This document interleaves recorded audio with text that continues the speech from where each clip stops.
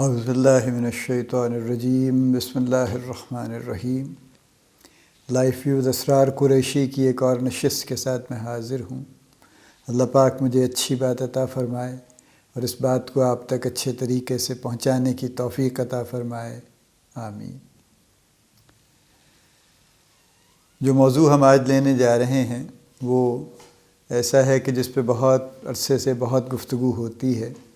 یہ معاملہ ہے ٹیلنٹ کا، یعنی آپ یہ لفظ اکثر سنتے ہیں کہ ٹیلنٹ ہنٹ ہے، یعنی لوگوں کو تلاش کیا جا رہا ہے جو مناسب یعنی ٹیلنٹڈ لوگ ہیں۔ پھر اس کے بعد جب ٹیلنٹ ہنٹ کے بعد جب ان کی سلیکشن ہو جاتی ہے تو ٹیلنٹ ایکوزیشن کا مرحلہ آتا ہے، یعنی پھر آپ اس کو ایکوائر کر لیتے ہیں۔ جب ایکوائر کر لیتے ہیں تو پھر ان کو ریٹین کرنے کا معاملہ آتا ہے، سو ٹیلنٹ ریٹینشن کی گفتگو ہوتی ہے۔ پھر جب وہ بھی ہو گئی تو پھر ان کو مینیج کرنے کی بات ہوتی ہے تاکہ ان کی پرفارمنس وغیرہ اسی سٹینڈرڈ پہ چلتی رہے جس پہ آپ جس توقع کے ساتھ آپ ان کو لائے ہیں، تو یہ ٹیلنٹ مینجمنٹ آ جاتی ہے۔ So talent hunt and talent acquisition and اس کے بعد پھر ٹیلنٹ ریٹینشن اور ٹیلنٹ مینجمنٹ، یہ ایک HR ڈپارٹمنٹ کے لیے پرٹیکولرلی ایک بڑے ضروری کام ہے جو آج کل ہر آرگنائزیشن یا ہر ڈیولپڈ آرگنائزیشن ریلیٹیولی یہ کوشش کرتی ہے کہ HR ڈپارٹمنٹ بہت ایکٹیولی اس میں کام کرے، اس کو لیڈ کرے۔ آبویسلی HR اکیلا اس کو نہیں کر سکتا، جو ریلیونٹ لائن مینیجرز ہیں وہ بھی اس میں کنٹریبیوٹ کرتے ہیں اور ان کا probably equally if not more contribution ہے ان کا اس سارے معاملے میں۔ اس پہ ہم کچھ بات کر لیں کہ یہ سارا قصہ ہے کیا، یہ ٹیلنٹ کیا ہے اور کدھر ہے جس کے لیے اتنی ہنٹنگ اور اتنے معاملات کی ضرورت پڑ رہی ہے۔ پہلی بات تو یہ ہے کہ ٹیلنٹ اور اسکل یہ دو ایسے لفظ ہیں جو بہت حد تک یا اس حد تک انٹرچینجبلی یوز ہو رہے ہیں ایک دوسرے کی جگہ پہ کہ ان کے درمیان کی لائن بالکل فزی ہو گئی ہے، غائب ہو گئی ہے ایک طرح سے۔ یعنی ہم جب ٹیلنٹ کہتے ہیں تو وی آر ناٹ شیور کہ ہم ٹیلنٹ کی بات کر رہے ہیں یا ہم اسکل کی بات کر رہے ہیں۔ یعنی ہم یہ کہتے ہیں کہ ہمیں ایک انجینئر چاہیے جس کو اس طرح کے معاملات کا تجربہ ہو، جس کو لیٹ سے ایک فارماسیوٹیکل پلانٹ کی پوری جتنی بھی اس کی میکینیکل ایریاز ہیں، اس کی مینٹیننس ہے، ان کے ایئر ہینڈلنگ سے معاملات متعلق ہیں، ان کے واٹر ٹریٹمنٹ سے متعلق ہیں، ان کی جتنی بھی مشینریز ہیں ان سب کے بارے میں اس کو علم ہو، تو جس سٹینڈرڈ پہ ایک فارماسیوٹیکل پلانٹ کی ریکوائرمنٹ ہے اس حساب سے اس کو کام آتا ہو۔ اب یہ ایک چیز ہے جس کے لیے ہم ٹیلنٹ ڈھونڈ رہے ہیں۔ یا ہم یہ کہتے ہیں جو نارملی یہ بھی انجینئرز کے پاس ہی پوزیشن جاتی ہے جو امپلائمنٹ ہیلتھ اینڈ سیفٹی کی پوزیشن ہے، EH&S آفیسر جو آج کل رکھے جاتے ہیں، جو یہ دیکھتے رہتے ہیں کہ آکیوپیشنل ہیزرڈز کے معاملات کیا ہیں، کہیں کوئی ایسی چیز ڈیزائن اس طرح کے تو نہیں ہے جس کی وجہ سے امپلائیز کی جو ایکسیڈنٹس ہیں ان کے ہونے کا زیادہ امکان ہو یا ان کی سیفٹی کمپرومائز ہو سکے۔ تو لہذا وہ ایک ہے۔ دوسرا انوائرمنٹ کی مانیٹرنگ ہے کہ اوورآل انوائرمنٹ پروڈکشن کے ایریا میں، پروڈکشن کے باہر، واٹر ٹریٹمنٹ کے جو ریلیٹڈ ہے جو ویسٹ واٹر جا رہا ہے ان سب سے ریلیٹڈ ہیلتھ اور سیفٹی کو مد نظر رکھا جائے۔ یہ لیگل ریکوائرمنٹس بھی ہیں اب اور یہ ویسے بھی ریکوائرمنٹس ہیں، تو یہ بھی ایک پوزیشن ہے جو جا رہی ہے۔ اسی طرح سے ہم مارکیٹنگ کی بات کرتے ہیں، a company is looking for a marketing manager اور اے مارکیٹنگ ڈائریکٹر اور واٹ ایور، تو وہ ظاہر ہے ان کو مارکیٹنگ سے ریلیٹڈ ان کو اس کے سکلز چاہیے، اور وہ یہی لکھتے ہیں کہ جی ہمیں یہ چاہیے کہ ایک شخص جس کا 20 سال کا مارکیٹنگ کا ایکسپیرینس ہو، مارکیٹنگ اینڈ سیلز ٹیمز کو ہینڈل کرنے کا اور برانڈز لانچ کرنے کا اور مارکیٹ شیئر بڑھانے کا وغیرہ وغیرہ وغیرہ۔ Same is true for all functions basically. آپ یعنی فائنانس کی پوزیشن ایڈورٹائز کریں گے تو وہاں بھی اس طرح کی بات ہوگی کہ we are looking for a CFO جو چارٹرڈ اکاؤنٹنٹ ہوں، جن کا اتنا ریلیونٹ ایکسپیرینس ہو، جن کو ایک مینوفیکچرنگ کمپنی کو چلانے اور اس کے اکاؤنٹس اور فائنانسز کو مینیج کرنے کا ایکسپیرینس ہو۔ کیونکہ ایک مینوفیکچرنگ کمپنی ایک ٹریڈنگ کمپنی سے اسینشلی ڈفرینٹ ہے، تو لہٰذا ان کے دونوں کے معاملات ڈفرینٹ ہے۔ پھر اسکیل کا فرق ہو جاتا ہے۔ دیر میں بھی ایک کمپنی جس کے CFO کے پاس کوئی 5000 امپلائیز ہوں، دوسرے کے پاس شاید 50 امپلائیز ہوں یا 500 امپلائیز ہوں، تو it's not just numbers but these numbers do have an impact on the working actually. سو یہ سارے جس کے لیے ہم ٹیلنٹ رات دن ڈھونڈتے پھرتے ہیں، یہ بنیادی طور پہ ٹیلنٹ ہے بھی یا نہیں ہے؟ This is the question that I want to raise actually. دیکھیے ٹیلنٹ کو اگر ہم ڈیفائن کریں ڈکشنری کی ڈیفینیشن کے مطابق، تو ٹیلنٹ ایک ایسی چیز ہے جو نیچرل ایبلٹی. اب نیچرل ایبلٹی میں دو تین طرح سے ہم اس کو دیکھ سکتے ہیں نیچرل ایبلٹی کو. لیٹ سے بچوں کے جسم ویسے تو نارملی فلیکسیبل ہی ہوتے ہیں، رائٹ؟ اور آئی ووڈنٹ ریئلی سے کہ بچوں سے بچوں کے درمیان فرق ہوگا، بہرحال کچھ تھوڑا بہت فرق ہو سکتا ہے.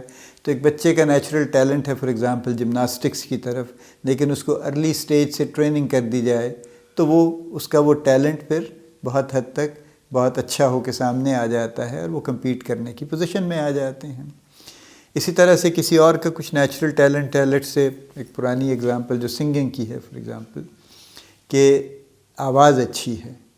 اب اس اچھی آواز کو ٹرین کرنا بہرحال ایک پورا جاب ہے، لیکن چونکہ بنیادی مٹیریل اچھا ہے اس لیے جب اس کو ٹرین کریں گے تو بہت اچھی چیز نکل کے آئے گی سامنے. لیکن ہر کسی کی آواز ایک جیسی نہیں ہے، تو یہ نیچرل ٹیلنٹ ہے. اسی طرح سے ہمارے ہاں کرکٹ چونکہ بہت کھیلی جاتی ہے تو وہ شروع سے کچھ بچوں کے ریفلیکسز تیز ہوتے ہیں، تو وہ اچھے فیلڈر، اچھے بولر یا اچھے بیٹسمین بنتے ہیں. یا اسی طرح سے ان کی کسی کی آبزرویشن اچھی ہے، کسی کا فوکس اچھا ہے بچپن سے. باقی وہ اپنی یعنی بہت سے ہمارے ہاں تو نیچرل ٹیلنٹ کی بنیاد پہ لوگ نیشنل ٹیم میں پہنچ جاتے ہیں بیچارے. آگے جا کے وہ ایک لمبا عرصہ پھر نہیں بھی چل پاتے، چونکہ اگر ان کی کوچنگ نہ ہو ٹھیک سے تو ٹیلنٹ اور اسکل کو ہم الگ الگ کر لیں اور یہ کلیئر ہو جائیں کہ are we looking for talent اور are we looking for skills. تو میرا پہلا تو پریمز یہ ہے کہ جس سارے چیزوں کو ہم یہ کہتے ہیں کہ we are looking for talent in the corporate setting کی ہم بات کر رہے ہیں، یعنی ورکنگ سیٹنگ کی ہم بات کر رہے ہیں کہ جی ہمیں یہ ٹیلنٹ چاہیے اور فلاں ٹیلنٹ چاہیے اور فلاں ٹیلنٹ چاہیے. تو یہ ہمیں actually we are looking for skills. ہم پوٹینشیل نہیں ڈھونڈ رہے ہوتے، ہم تو اسکلز ڈھونڈ رہے ہوتے ہیں. ہاں پوٹینشیل ہم یا ٹیلنٹ وہاں ہم دیکھتے ہیں جہاں پہ ہم بالکل ایک فریش را لوگوں کو ہائر کرتے ہیں، ان کو ہم اسیس کرنے کی کوشش کرتے ہیں ان کے ایپٹیچیوڈ پہ کہ ان کا واقعی رجحان ہے، واقعی ان کا کچھ اس طرح کا ایکسپوجر نہیں ہے، انہوں نے کچھ تھوڑا بہت کہیں پہ کچھ پڑھ لیا ہے اس کے بارے میں، کوئی اور ان میں ایسی کوئی چیز ہے ان کی زندگی میں، ان کی عام جو زندگی ہے اس سے کوئی ایسی چیز نکلتی ہے جس سے ہمیں یہ پتہ چل جائے کہ ان کی اورینٹیشن کس طرح کی ہے اور یہ کس طرح کے کام زیادہ افیکٹولی کر سکتے ہیں. سو وہ ٹیلنٹ کو ہم اس وقت واقعی ہم ٹیلنٹ ایکوائر کرتے ہیں اور اس کے بعد اس ٹیلنٹ کو پھر ہم پالش کرتے ہیں، ہون کرتے ہیں، اس کے سکلز پہ ڈیولپ ہوتے ہیں اور کوئی بڑی اچھی چیز سامنے آ جاتی ہے اس کے بعد. But for all the positions where we say کہ ہمیں 5 سال 10 سال 15 سال 20 سال کا ایکسپیرینس چاہیے، وہاں پہ ٹیلنٹ کا لفظ ہی غلط ہے. آپ کی اجازت سے اگر میں یہ بات کہوں تو میرا پہلا پریمز یہ ہے کہ ہم موسٹ آف دی ٹائم یعنی مور دین 90% آف دی ٹائم ہم ایکچولی ٹیلنٹ نہیں ڈھونڈ رہے، ہم تو سکلز ڈھونڈ رہے ہیں. تو پھر ہم سکلز کیوں نہیں کہتے ہیں؟ کیونکہ اگر یہ بنیادی غلط فہمی ہم ٹھیک کر لیں تو پھر ہمارے کئی معاملات ٹھیک ہو جائیں گے.